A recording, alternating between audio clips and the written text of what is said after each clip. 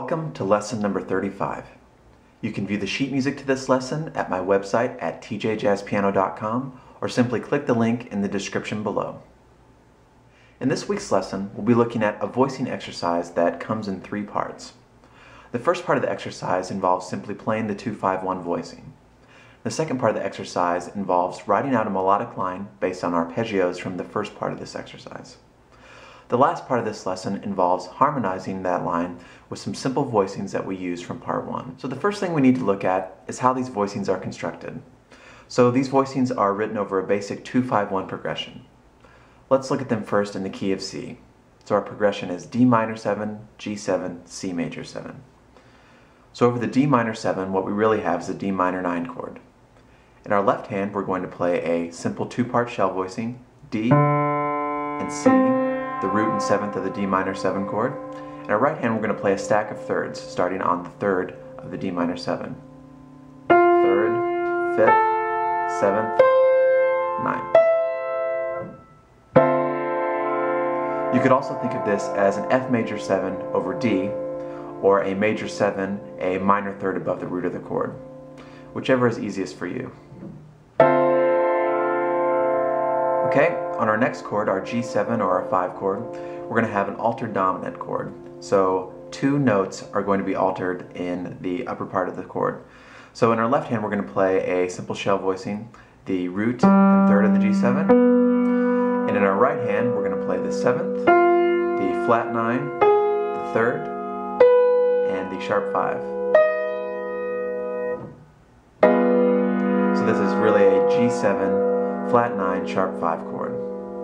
So let's hear how that resolves from the 2 chord. Okay, now to our last chord, the 1 chord.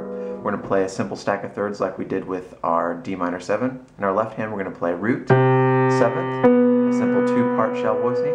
In our right hand, a stack of thirds based on the 3rd, then the 5th, and the 7th, then the 9th. So you have a C major 9 chord here.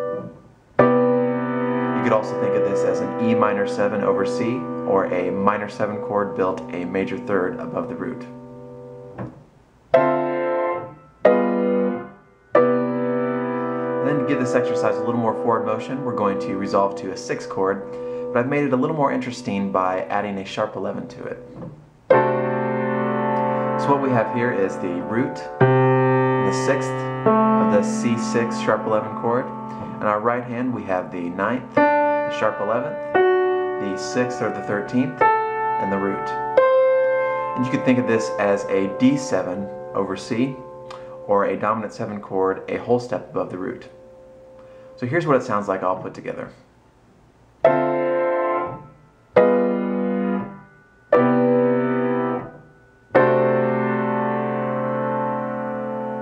So the next thing that I did with this exercise was try to write a melodic line out that would outline the voicings that we played in the first part. So we're going to use the same simple shell voicings in our left hand. In our right hand, we're going to use arpeggios based on those voicings from the first part. So what I've done is I start on the second to last note in each of the voicings. So in our first voicing, I'm going to start on the C, the second to last highest note of the chord. I'm going to simply go down the voicing, back up,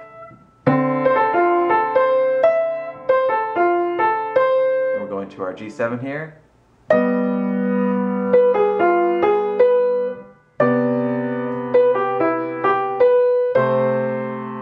So it's basically just a simple arpeggio movement going up and down the chords. So here it is again slowly. Now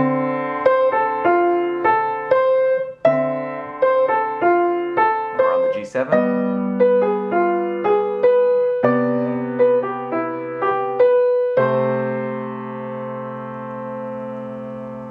Once you feel comfortable with that movement, the last step of each of these voicing exercises in each key is to harmonize some parts of the melody. So the parts we're going to harmonize are the very tops of each arpeggio. Okay, so when we hit the top note there, we played our voicing from the first part of the exercise.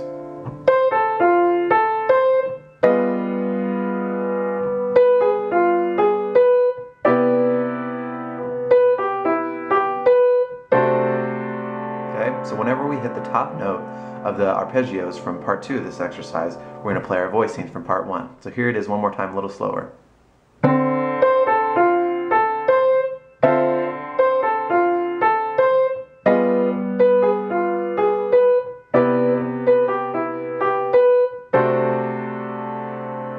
Here it is fast.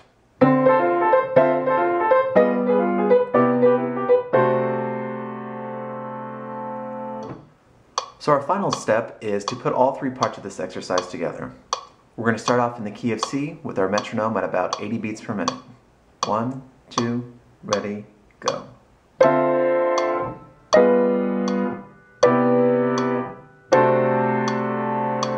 Now the melody.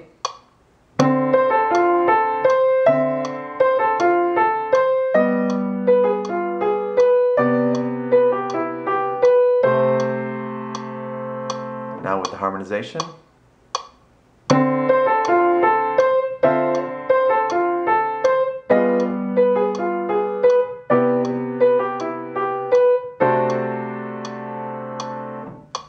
And then one more time at our performance tempo.